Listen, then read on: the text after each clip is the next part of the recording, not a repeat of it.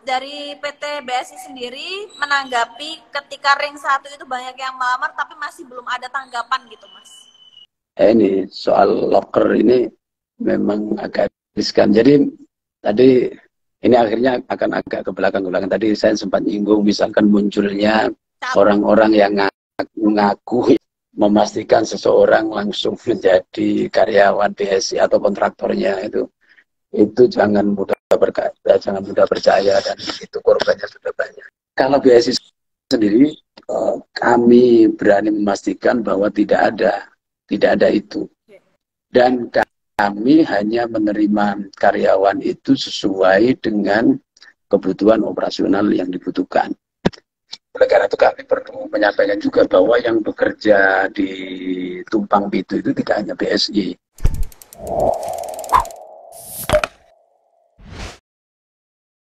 Pada pagi hari ini kita tayang lagi program dari beritabaru.co episode ke-108, di mana bercerita adalah berbagi cerita di balik berita. Dan pada pagi hari ini kita kedatangan tamu yang sangat spesial dari PT BSI ya, Bumi Suksesindo, ada Mas Mukit. Teman-teman semuanya, saya akan membacakan sedikit spoiler ya terkait PT Bumi Suksesindo itu seperti apa. Jadi sektor tambang emas merupakan salah satu sumber daya alam yang memiliki fungsi dan pengaruh yang besar terhadap negara maupun daerah penghasil. Banyuwangi, kota ujung timur Pulau Jawa ini memiliki potensi sektor pertambangan emas dan tembaga, sehingga daerah tersebut menjadi sasaran daerah eksplorasi dan eksploitasi. Salah satu perusahaan yang memanfaatkan kekayaan bumi gandrung tersebut adalah PT Bumi Suksesindo.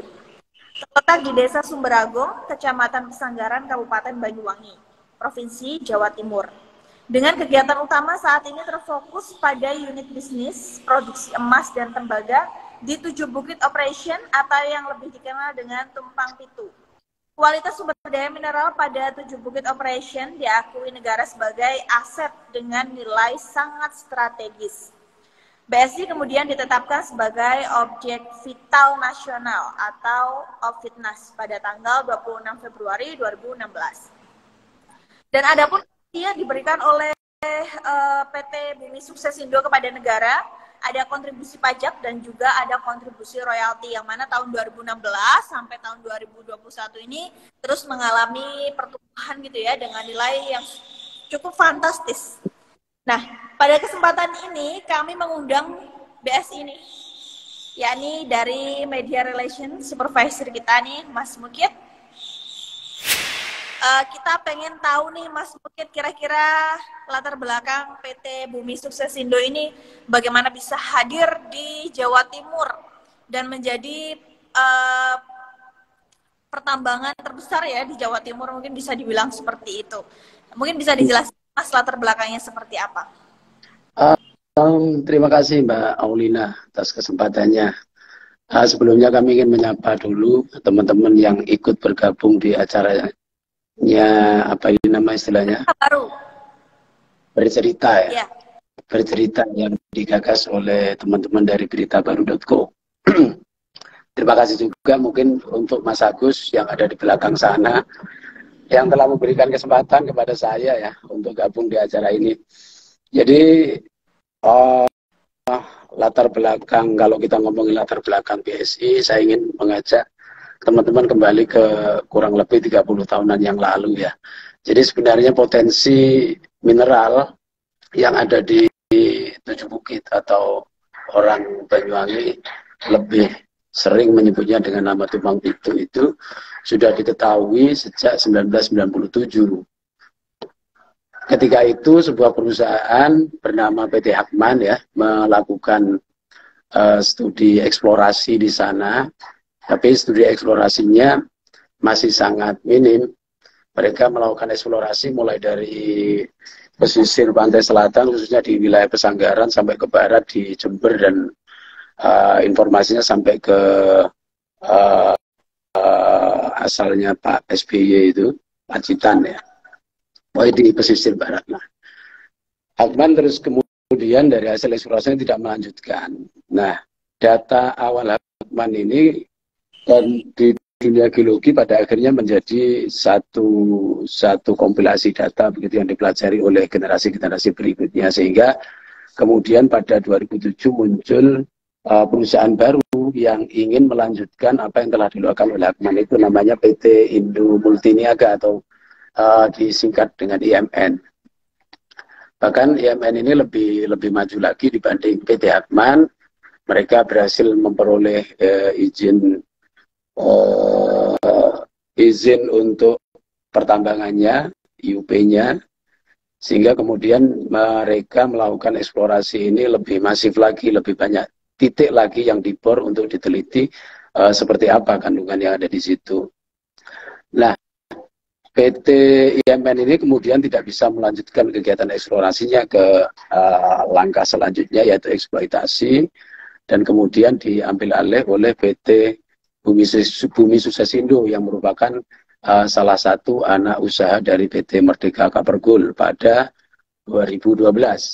Benar yang disampaikan oleh Mbak Aulina tadi bahwa PT BSI ini memang kemudian pada 2016 diubah statusnya, diberikan status sebagai salah satu objek vital nasional, yang mana itu karena pemerintah menganggap bahwa kandungan mineral yang ada di Tumbang Pitu itu bernilai sangat strategis dan masif gitu kan.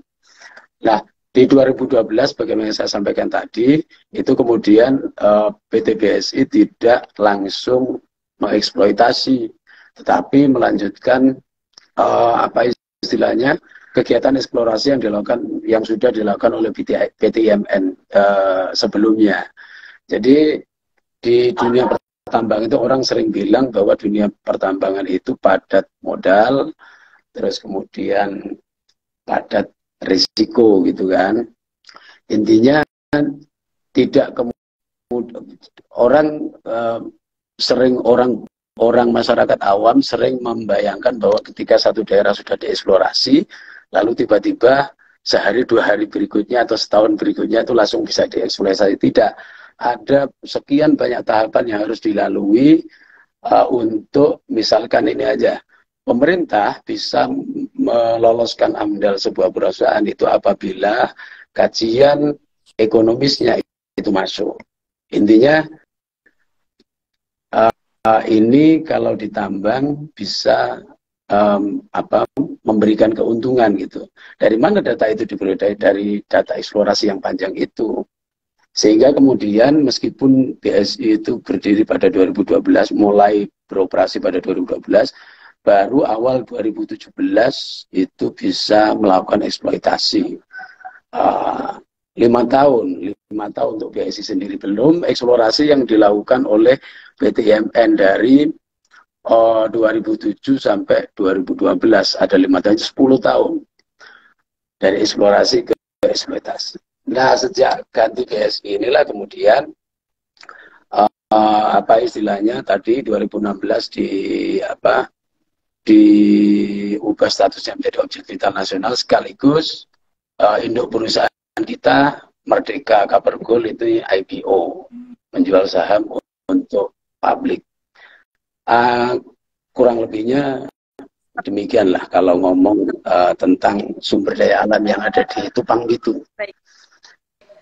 Ya, dari latar belakang yang segitu panjangnya ya Mas, ya, dan PT Bumi Sucesindo juga mengalami berbagai macam proses dan sampai pada titik ini begitu. Dan sejauh ini bagaimana tapi Mas tanggapan dari masyarakat atas kehadiran dari PT BSI sendiri?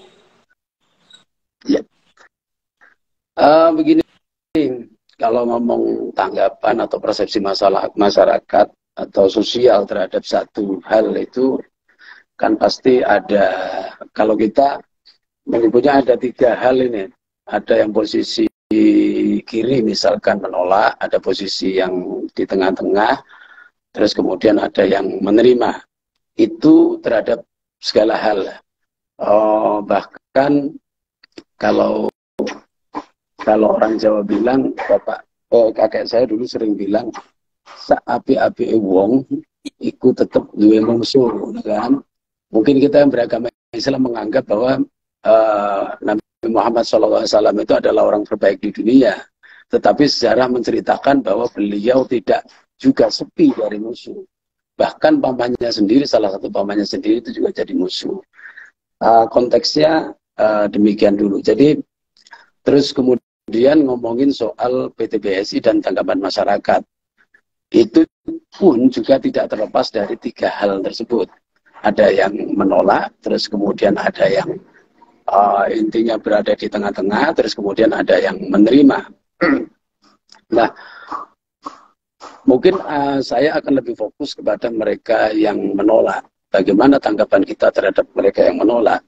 Kita selaku perusahaan itu tidak bisa, yang jelas sama seperti saya pribadi ya, tidak bisa memaksakan kehendak atau persepsi orang lain atas kita.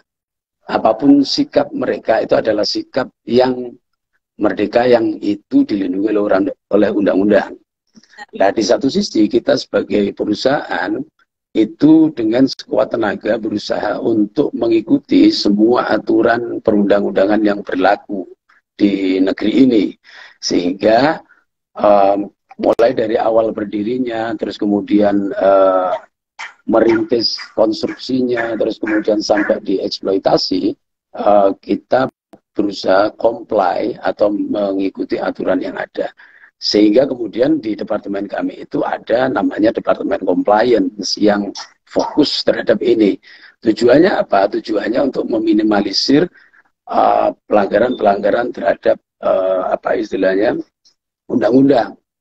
Di lain pihak kita juga cukup terbuka. Kita juga terbuka dengan media, dengan NGO yang mana media dan NGO itu kita jadikan kontrol untuk mengontrol tadi itu ketaatan kita terhadap aturan dan perundang-undangan yang berlaku. Nah, dua hal ini yang sama-sama dilindungi oleh undang-undang, hak berpendapat masyarakat, terus kemudian hak berusaha yang juga dilindungi undang-undang. Kami melihatnya ini harus sama-sama tetap berada di realnya. Kami siap, apa istilahnya, kami siap apabila kami melakukan kesalahan, maka kami akan mendapatkan hukuman. Banyaklah cerita perusahaan-perusahaan tambang yang kemudian harus dicabut izinnya karena melanggar perusahaan. Bahkan kita sendiri, kita akui 2016 pernah kena penalti ketika terjadi banjir yang mengakibatkan pantai Pulau Merah keruh.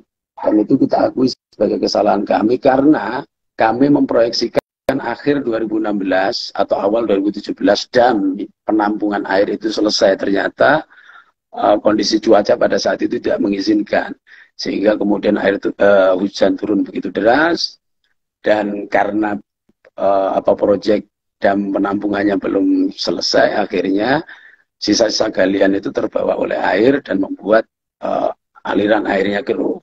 Itu kita kena penalti dari pemerintah Kabupaten Banyuwangi. Terus kemudian mungkin 2015, mungkin teman-teman juga pernah mendengar lah, sudah mendengar pernah terjadi chaos ya di perusahaan kami.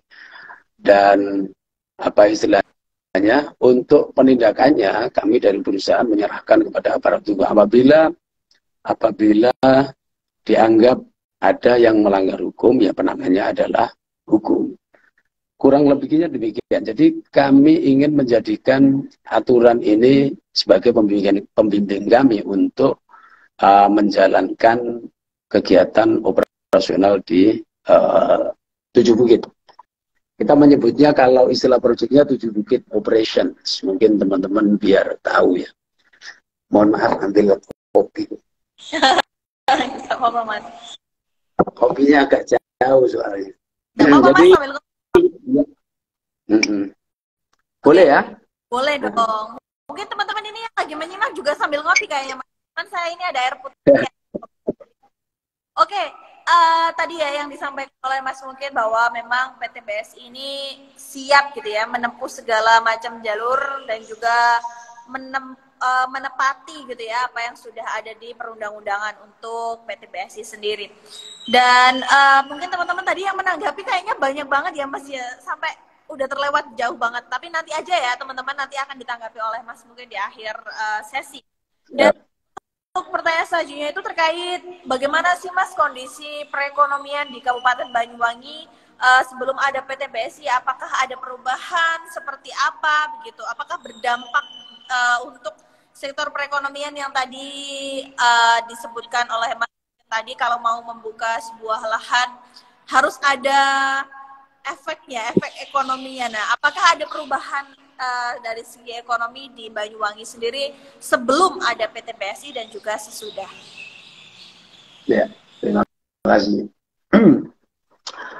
Terima kasih untuk pertanyaan ketiga. Kalau kita ngomong perekonomian Banyuwangi secara umum, ini ya, saya harus agak hati-hati. Saya takutnya BSI dianggap ngeklaim gitu ya. Iya. Oh, begini. Kita tidak bisa ngomong bahwa BSI menjadi satu-satunya faktor penentu pertumbuhan ekonomi Banyuwangi. Kalau ngomong data aja dari BPS, di 2010 BPS mencatat bahwa pendapatan per kapita masyarakat itu hanya di sekitar 14,9 jutaan. Di 2021 itu sudah mencapai hampir 50 juta pendapatan per kapita. Dari situ kita bisa menggambarkan lah. Tetapi saya ingin menjauhkan apa istilahnya, menjauhkan anggapan hadirin bahwa ini hanya berkat BSI. BSI ini bagaimanapun juga menurut saya pribadi itu diuntungkan datang bersamaan dengan salah seorang putra terbaik bangsa menurut saya, Bapak Abdullah Azwar Anas, yang mampu mengubah Banyuwangi ini menjadi dulu yang dikenal dengan istilah kota santet gitu kan.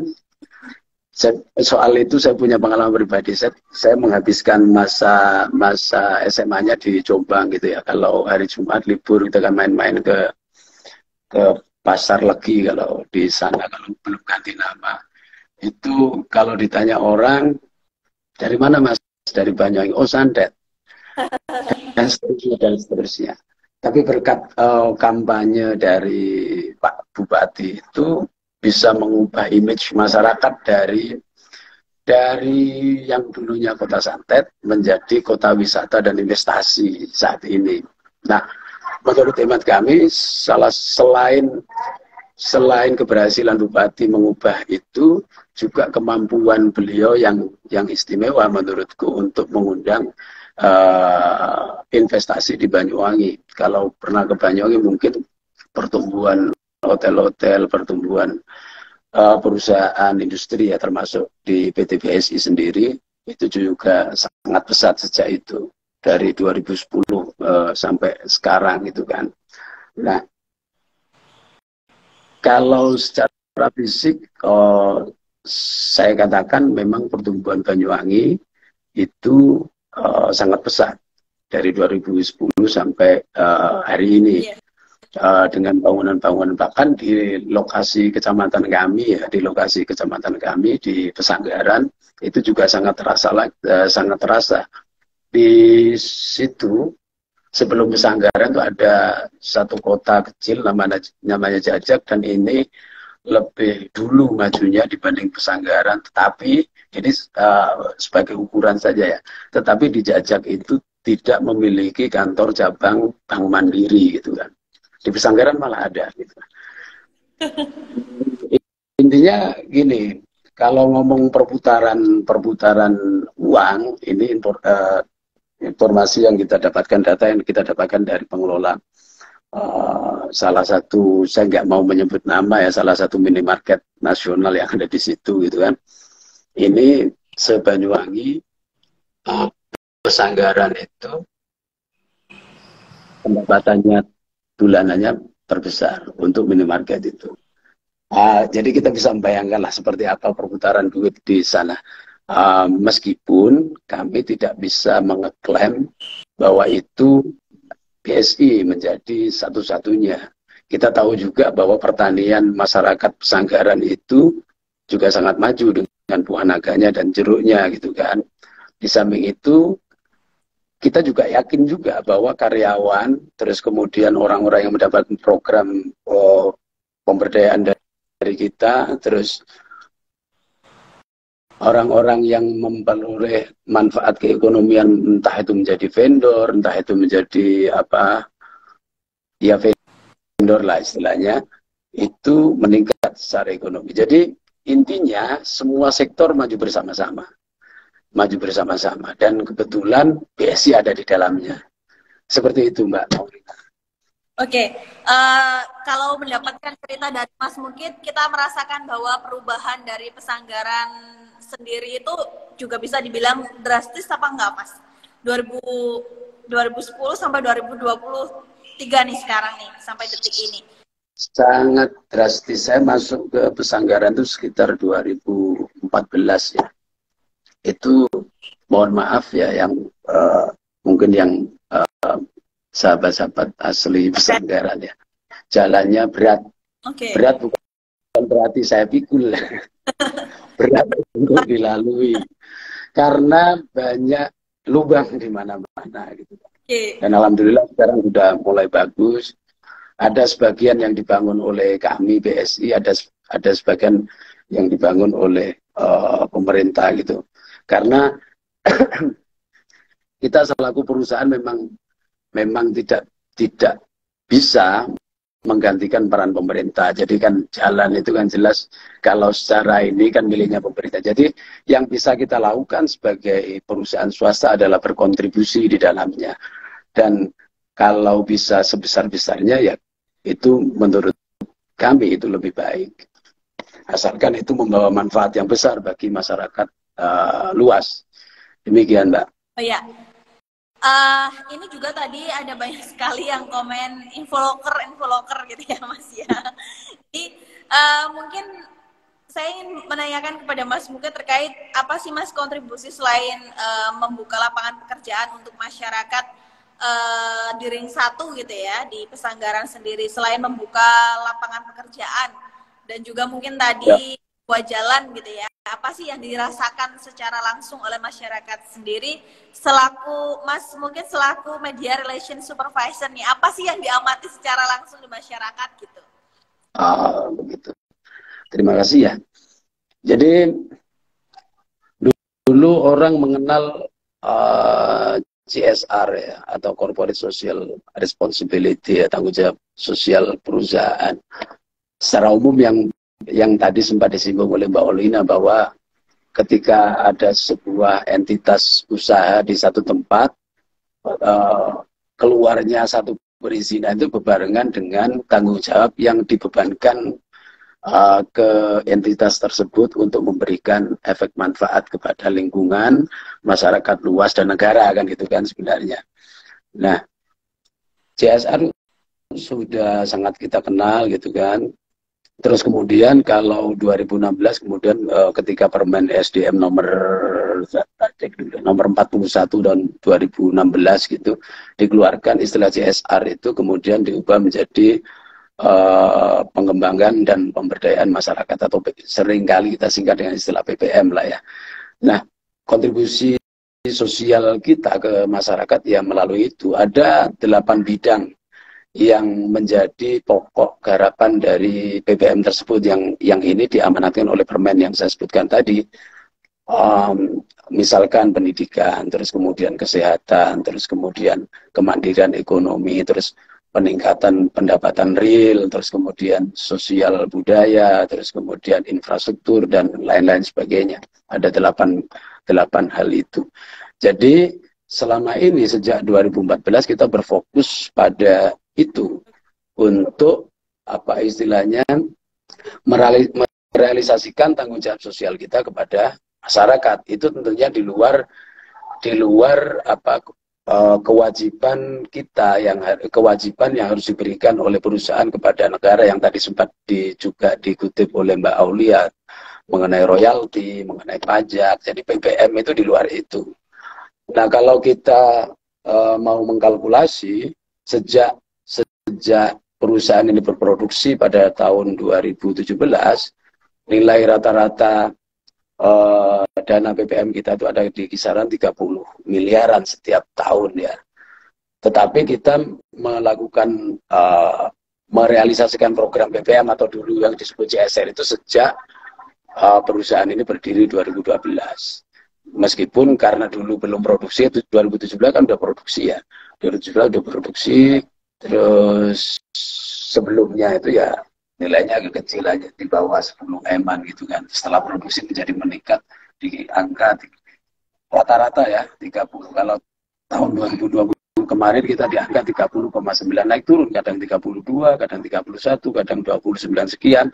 Itu tergantung dengan produksi kita.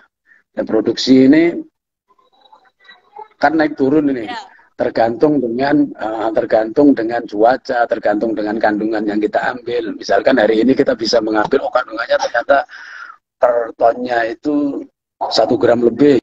Besok kita ngambil per tonnya cuma 0,8. Nah ini udah, sehingga kemudian ketika diakumulasi setahun menurun, mempengaruhi banyak hal. Royalti berpengaruh, program BBM berpengaruh, pajaknya juga berpengaruh, seperti itu Mbak. Namanya kalau sekarang kita mengistilahkannya, bukan kita sih sebenarnya, itu istilah peraturan pemerintah, namanya program pengembangan dan pemberdayaan manusia yang disingkat dengan BBM. Kalau ditanya bagaimana tanggal masa, sama seperti yang tadi, ada yang tetap apa istilahnya menganggap itu untuk apa istilahnya merayu masyarakat saja. Ada yang menganggap itu adalah sebuah tanggung jawab dan kontribusi yang menurut mereka menguntungkan, dan seterusnya seperti itu.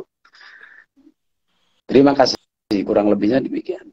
Baik, tadi sudah disampaikan mungkin ada 8 program CSR gitu ya Mas ya, untuk BBM, kalau istilah aturannya BBM. Kalau orang lebih terkenalnya dengan istilah CSR, karena ini istilah yang lebih lama ya, lebih lama. Dan dari program PDM sendiri Mas, kira bentuk nyata atau bentuk konkret nih yang dirasakan oleh masyarakat dari segi sosial, menurut Mas Mugen sendiri apa kira-kira? Terima kasih. Jadi kalau untuk bidang sosial BBM, yang bidang sosial kita banyak sekali program ya, program yang kaitannya untuk sosial dan budaya, untuk menjaga kearifan lokal di bidang sosial dan budaya. Misalkan kita kan beroperasi di wilayah pinggiran pantai ya. Di pinggiran pantai itu ada apa istilahnya tradisi tahunan yang namanya apa istilahnya petik laut. Kalau di kita nggak tahu di tempat lain, kita mengistilahkannya dengan petik laut. Itu kita berkontribusi di dalamnya, istilahnya engagement dengan masyarakat yang terlibat di dalamnya dan seterusnya. Tujuannya adalah agar mempertahankan wilayah kehidupan sosial di bidang budaya ini tetap bertahan demikian. Syukur semakin berkembang gitu kan. Terus kemudian di wilayah keagamaan misalkan kita juga berkontribusi di semua komunitas agama yang ada di wilayah Pesanggaran. Dan Pesanggaran ini sebelum adanya kami dari dulu memang dikenal sebagai, kalau mungkin istilah yang sekarang ini bisa disebut sebagai kecamatan toleran lah. Ini kan lagi ngetren ya istilah toleran. Karena kecuali Konghucu mungkin ya, kalau saya nggak salah, semua agama ada di sini dan mereka hidup berdampingan, tidak istilahnya berkelompok gitu. Misalkan masyarakat itu satu kelompok, enggak, tapi biasa itu bercampur. Di sini masjid, di sini pura, di sini gereja, itu udah biasa, dan itu dari dulu. Dan alhamdulillah sampai hari ini itu aman, meskipun sesekali ada percikan-percikan karena pengaruh sosial. Bagaimanapun di teori-teori sosial itu kan sering disebutkan kemajuan ekonomi dan kemajuan alat itu secara tidak langsung akan mempengaruhi perubahan sosial. Nah, tadi mbaknya kan sempat mengutip persoalan loker. Nah, persoalan loker ini juga jadi masalah, maksudnya dengan adanya BSI yang seringkali ada loker itu muncul calo-calo. Calo-calo ini yang saya maksud kadang itu di luar kita, maksudnya masyarakat, oknum gitu yang memanfaatkan itu untuk Ya. menipu gitu. Lewat saya saja. Nah, ini yang kadang-kadang menimbulkan konflik itu, marah ke mereka juga sekaligus marah ke perusahaan. Seperti itu yang saya maksud. Di beberapa momen ada, tetapi secara umum kehidupan sosial masyarakat Pesanggaran itu masih bisa menjaga toleransinya untuk keberbedaan dan keberagaman. Untuk itu kami mengucapkan salut kepada teman-teman khususnya yang tidak sependapat dengan kami, yang sampai hari ini bisa tetap hidup damai. Bahkan saya kenal dengan beberapa mereka tetap say hello gitu kan. Ini yang menempatkan urusannya di tempatnya. Untuk hal ini saya melihat masyarakat Pesanggaran sangat dewasa. Seperti itu untuk kehidupan sosialnya. Uh, itu untuk kehidupan sosial. Tadi berapa 8 program PBM yang mungkin diadakan oleh BSI untuk masyarakat. Nah, dari BSI sendiri untuk sektor pendidikan dan apakah ada program konkret Mas yang diberikan kepada masyarakat untuk untuk program PBM itu tadi? Terima kasih Mbak Aulinia ya. Jadi kalau untuk program pendidikan ini kita sangat concern ya, dan ini menempati kalau di urutan budget menempati budget yang kedua setelah infrastruktur ya. Akhirnya orang bertanya, loh kenapa pendidikan ini yang membangun istilahnya softwarenya orang kok malah di nomor 2 kan. Ya tadi itu aku kan tadi di awal kan sempat bercerita bahwa aku masuk 2014 itu perjalanannya masih berat, bukan karena dibuka. Kita kepingin fokus di situ dulu, maksudnya menskala prioritaskan wilayah infrastruktur dulu, sehingga pendidikan menjadi nomor 2. Ada beberapa program yang bersifat reguler maupun istilah insidental gitulah. Kalau yang ngomong insidental, kita biasanya akan bekerja sama. Kita biasanya bekerja sama dengan, kalau sekarang istilahnya Korwilker Sadik, koordinator wilayah kerja pendidikan itu level kecamatan, Diknasnya level kecamatan, untuk membuat pelatihan untuk guru, untuk siswa, dan lain sebagainya. Dan yang paling besar itu tentunya adalah program beasiswa yang sudah mulai kita adakan sejak tahun ajaran 2014-2015. Beasiswa S1, SMA, SMP, SD. Ini itu untuk masyarakat ya. Satu atau menyeluruh Banyuwangi, Mas? Untuk S1 itu sebenarnya untuk Banyuwangi, tetapi kita memfokuskan sebagian besarnya adalah masyarakat ring 1 di Kecamatan Pesanggaran, sesuai dengan amanat AMDAL kita yang lebih memperhatikan masyarakat lingkar tambang. Kalau untuk beasiswa S1-nya itu istilahnya di 3 atau 4 tahun terakhir itu rata-rata per tahunnya ada 15. Kalau di awal dulu 2014 itu 10 tiap tahun gitu kan. Dan ini ada 2 kategori. Dari 15 itu yang 5 ini adalah S1 keagamaan. Jadi mereka, ini kaitannya dengan sosial tadi ya. Iya. Jadi mereka yang ingin fokus menjadi pendeta, misalkan menjadi kiai atau ustadz gitu, kita menyediakan 5 porsi tiap tahunnya. Terus yang 10 ini untuk istilahnya jurusan umum. Dan agar tidak miss ya, ini beasiswa khususnya beasiswa ini untuk perguruan tinggi negeri. Dan syarat untuk mendapatkan beasiswa ini si siswa tersebut harus bisa menunjukkan bahwa dirinya sudah dinyatakan diterima di salah satu perguruan tinggi negeri bersangkutan. Kecuali yang beasiswa S1 keagamaan ya. Ini yang saya maksud untuk beasiswa S1 umum tadi, itu PTN. Terus selain 15 tadi ada 3 beasiswa untuk Politeknik Energi dan Pertambangan di Bandung. Jadi 3 kalau di tahun 2000 itu masih baru yang PEP ini, baru berjalan 2-3 tahunan ini. Kalau yang lainnya ya pelatihan-pelatihan soft skill untuk guru, untuk kita biasanya kerjasama selain Korwil Sadet yang dengan PGRI, terus kemudian dengan OSIS, dengan PMR di sekolah-sekolah gitu, dengan pramuka untuk mengadakan kegiatan-kegiatan yang bersifat soft skill untuk kebutuhan mereka di bidang pendidikan. Itu Mbak. Oke, jawaban dari Mas Bukit pun menjawab pertanyaan dari teman-teman tadi yang bagaimana sih caranya untuk mendaftar beasiswa gitu ya. Dan udah terjawab ya sama Mas Bukit, berarti nanti nggak usah dijawab lagi. Oke. Mungkin gini. Ini sambil promosi IG PSI. Oh gitu.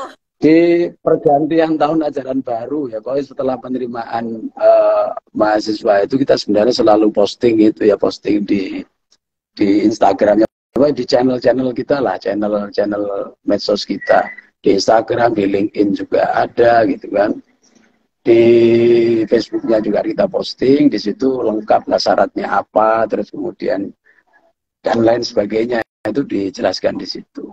Jadi nanti misalkan biasanya di sekitaran bulan 6 ya, bulan 5 atau bulan 6 gitu, pantengin aja kalau ingin tahu seperti apa sih beasiswanya BSI. Pantengin aja channel media sosial PT Bumi Susasindo dan berita1.com. Nah, sorry ada satunya, berita baru. Malah promosi ya Mas mungkin ya. Nah, ini nih Mas terkait bagaimana sih respon masyarakat sendiri dari kontribusi yang diberikan oleh BSI? Apakah BSI pernah nih memberikan peluang kepada masyarakat untuk memberikan kritik dan saran, atau pernah memberikan angket untuk memberikan penilaian pada BSI, atau seperti apa gitu Mas? Terima kasih lah. Ini kita menyebutnya kalau di sini di perusahaan namanya grievance mechanism ya.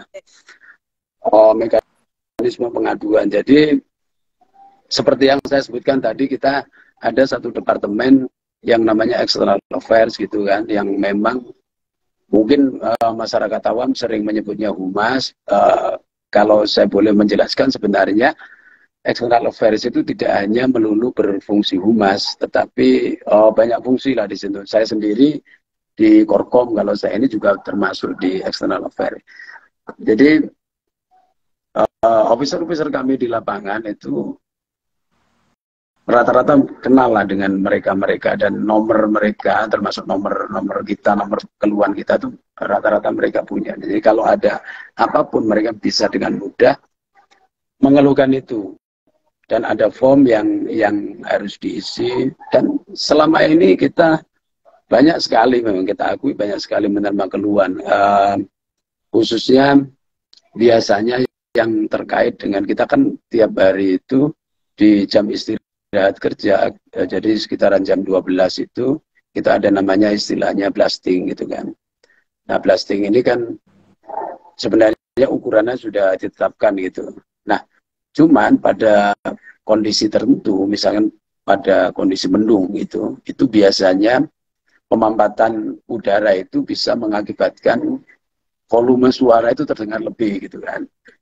Nah biasanya itu kita akan menerima ini. Nah seperti itu, banyak dan udah biasa kita kemudian kalau dikomplain tidak terus kemudian kita lari, tidak, kita datang ketemu dengan baik-baik, ngobrol permasalahannya apa, jalan keluarnya apa.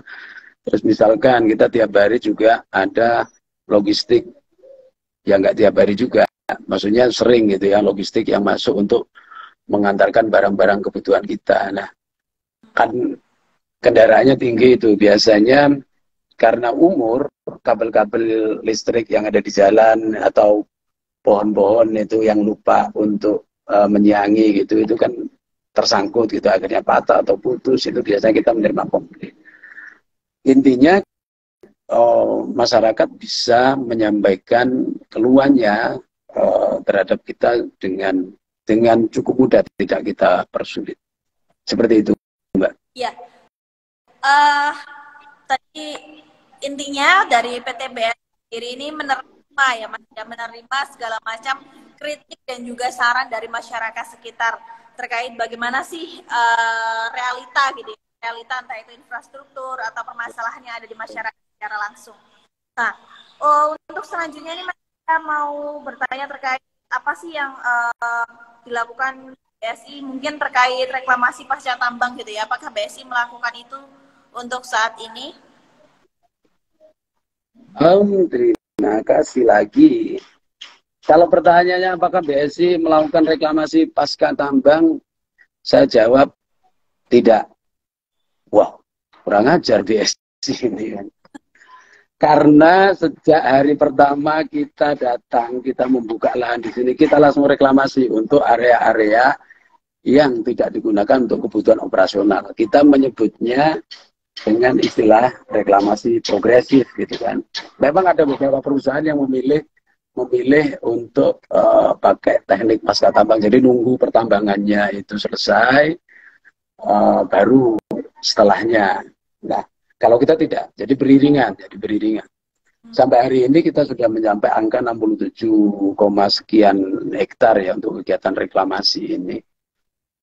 Dan dari kegiatan reklamasi ini tidak hanya efek apa istilahnya, efek lingkungan saja. Kita kan juga karena ini kegiatan reklamasi gitu kan, otomatis butuh benih pohon ya. Nah, dari situ kemudian muncul vendor-vendor lokal untuk menyediakan bibit-bibit kepada kita. Di samping untuk kebutuhan pohon-pohon apa istilahnya, pohon-pohon asli di situ, itu tim Enviro, namanya Departemen Enviro, Departemen Lingkungan itu membibit sendiri di tempat pembibitannya. Jadi kenapa kita mesti menanam tumbuhan asli situ ya, untuk mempertahankan keaslian hutan tersebut, meskipun kita dengan mudah melihat ya namanya habis dibobeng, kalau saya ngomong asli salah dong ya, untuk mempertahankan. Yang saya maksud asli adalah jenis tumbuhannya. Kalau bentuknya ya jelas berubah, kita akui itu jelas berubah. Jadi pada intinya kita tidak menunggu tambang kita usai untuk melakukan reklamasi. Dan langkah ini menurut penelitian dari Departemen Environmental sangat efektif dalam rangka untuk menjaga pelestarian tumbuhan dan termasuk fauna yang ada di dalamnya. Kita sampai hari ini, mungkin kalau Mbak Aulina nanti mau main tur kalau istilah kunjung tambang, kita punya namanya buku flora dan buku fauna. Di sekitaran 7 bukit itu kita mencatat ada 330 jenis flora atau tanaman, yang mulai dari yang paling gede sampai yang paling kecil, dan kita upayakan jenisnya itu tetap bertahan. Sampai hari ini kita sukses mempertahankan itu. Terus kemudian untuk faunanya itu ada 224 jenis. Dan yang paling istimewa itu adalah beberapa kali elang Jawa yang sangat langka itu berada di lingkungan kita. Elang ini instingnya kan sangat kuat ya. Ketika seekor elang mau hinggap di situ, berarti dia merasa bahwa lingkungan tersebut aman gitu kan. Seperti itu. Jadi kalau pasca tambang enggak, reklamasi progresif kita mengistilahkannya. Jadi beriringan gitu ya Mas ya? Beriringan. Nah, kalau tadi yang dibilang sama Mas Muke terkait kunjung tambang gitu, itu artinya berarti untuk masyarakat, NGO, peneliti, mahasiswa berarti boleh masuk ya Mas ya ke lokasi tambang? Atau seperti apa? Atau ada mekanismenya tersendiri? Ya ini yang kita maksud dengan istilah main tour itu, Mbak. Jadi siapapun boleh masuk, Kita tidak membatasi mau preferensinya terhadap kita itu seperti apa, kita izinkan.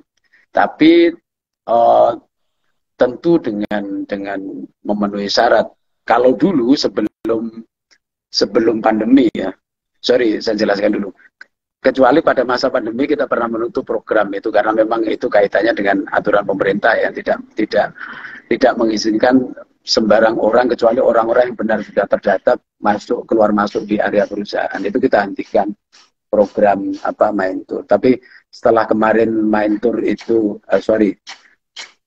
COVID itu melandai gitu, kita buka lagi dan sampai hari ini sudah tercatat hampir 1000-an orang yang sampai sekarang ya yang sudah pernah berkunjung ke tambang kita dari berbagai macam latar belakang. Ada akademisi, ada mahasiswa, ada masyarakat umum, dari kelompok pengajian dan lain sebagainya. Bahkan kalau dari teman-teman yang beda preferensi, kita biasa itu dihujat di tengah perjalanan melihat itu.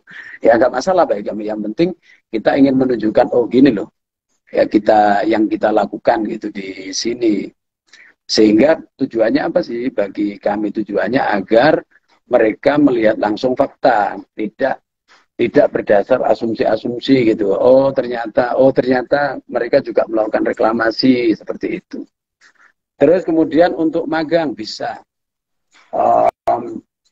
Di departemenku sendiri baru saja keluar 2 orang dari salah satu perguruan tinggi di Indonesia magang selama kurang lebih 1,5 bulan, kalau enggak 2 bulan, agak lupa. Dan departemen-departemen yang lain bisa. Tapi yang jelas tetap memenuhi prasyarat. Jadi lagi-lagi gara-gara pandemi itu kita membatasi ya, jadi dari satu masa gitu, itu kalau di satu departemen maksimal 3 gitu kan. Jadi kalau pas 3 itu masih ada di situ, ada orang baru ngajuin ya nggak bisa, mohon maaf. Karena untuk membatasi jumlah orang yang bisa berada di dalam satu ruangan karena aturan pandemi gitu kan. Kalau dulu lebih terbuka. Dan terus syaratnya apa? Kalau untuk yang main tour itu dulu cukup permohonan, terus kemudian listnya maksimal 40 karena ini terkait dengan bis. Jadi kita tidak boleh ya motoran gitu keliling nama, nggak boleh. Ada bis khusus yang ngangkut. Ini kaitannya bukan untuk menyembunyikan sesuatu. Ini kaitannya dengan safety ya, keamanan dan keselamatan sebenarnya, lebih ke safety-nya. Karena keselamatan itu menjadi salah satu tolak ukur bagi ESDM untuk menilai bagaimana pertambangan itu beroperasi. Ya syukurlah untuk keamanan dengan perketatan seperti itu sampai hari ini kita bisa mempertahankan 15,5 juta jam kerja tanpa lost time injury, dan ini sebuah prestasi menurut kami. Intinya ketika terjadi injury ya kecil lah, misalkan kepentok pintu itu kan kecil, nggak sampai kehilangan jam kerja mereka. Nah, kita berupaya sehingga, dan itu hitungannya kalau ada tamu yang masuk pun akan dihitung. Yeah. Kalau mereka sampai ini ya, sehingga kemudian KTP itu wajib ada. Terus kemudian setelah pandemi ini ada tambahan syarat, apa? Kartu vaksin. Kartu vaksinasi itu dilampirkan. Jadi tadi 40 maksimal jumlahnya karena mengacu di bisnya. Nanti selama di dalam ya harus pakai. Ya kayak orang tambang, ada helm. Lagi-lagi itu pertimbangannya safety, ada baju yang ada mengkilatnya agak tukang parkir itu. Nah, kemudian ada sepatu safety. Nah, selain itu, jadi beda ya. Kalau untuk penelitian atau magang itu harus ada keterangan dari kampus. Okay. Terus ada surat keterangan sehat karena tinggalnya akan lebih lama. Kalau untuk yang main tour karena cuma sehari itu tidak butuh, cukup kartu vaksin. Terus kemudian selain itu ada yang namanya bird watching. Bird watching itu agak spesial karena mengkhususkan bagi mereka ini komunitas-komunitas pecinta fauna lah, yang suka foto-foto, suka syuting-syuting, itu ada kita program bird watching itu. Intinya kita terbuka untuk kunjungan untuk semua preferensi terhadap kita. Ya, oke. Sesuai dengan teman-teman tadi yang nanya ya, siapa saja sih yang boleh masuk ke area tambang, sudah dijelaskan oleh Mas Mukit. Dan mungkin karena ini tinggal 10 menit terakhir ya, 10 menit terakhir, habis itu waktunya udah selesai. Ini terkait bagaimana sih dari PT Bumi Sukses Indo sendiri menanggapi terkait banyak orang yang memang sudah melamar pekerjaan di ring 1, karena dari tadi saya merangkum pertanyaan-pertanyaan dari banyak orang. Bagaimana sih dari PT BSI sendiri menanggapi ketika ring 1 itu banyak yang melamar tapi masih belum ada tanggapan gitu, Mas? Terima kasih. Ini soal loker ini memang agak riskan. Jadi tadi ini akhirnya akan agak ke belakang-belakang. Tadi saya sempat nyinggung misalkan munculnya orang-orang yang ngaku ya, ngaku-ngaku bisa apa istilahnya memastikan seseorang langsung menjadi karyawan BSI atau kontraktornya itu jangan mudah percaya dan itu korbannya sudah banyak dan biasanya mereka akan ngambil harga yang sangat tinggi. Tapi kadang-kadang maaf, masyarakat itu mudah dibohongi karena keinginan yang terlalu kuat sehingga nalarnya itu terdelusi gitu kan oleh keinginan yang sangat kuat tadi itu. Kalau BSI sendiri kami berani memastikan bahwa tidak ada itu. Dan kami hanya menerima karyawan itu sesuai dengan kebutuhan operasional yang dibutuhkan. Oleh karena itu kami perlu menyampaikan juga bahwa yang bekerja di tumpang pintu itu tidak hanya BSI. Di bawah BSI kita juga apa istilahnya, mohon maaf mungkin kalau pilihan kata saya salah yang mempekerjakan perusahaan-perusahaan lain untuk apa istilahnya mengerjakan proyek-proyek khusus. Misalkan keamanan ini tidak di bawah BSI langsung.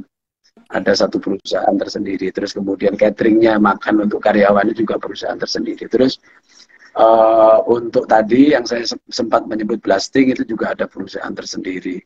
Untuk penyediaan base yang saya sempat sebut tadi ada perusahaan tersendiri. Jadi ada banyak sekali kesempatan sebenarnya dan tidak semua itu ada loker itu selalu BSI gitu. Kadang-kadang kontraktor.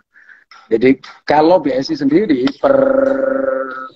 mohon maaf, saya buka datanya, per Januari ini yang hanya BSI ya, yang hanya BSI jumlah karyawannya itu 1.362.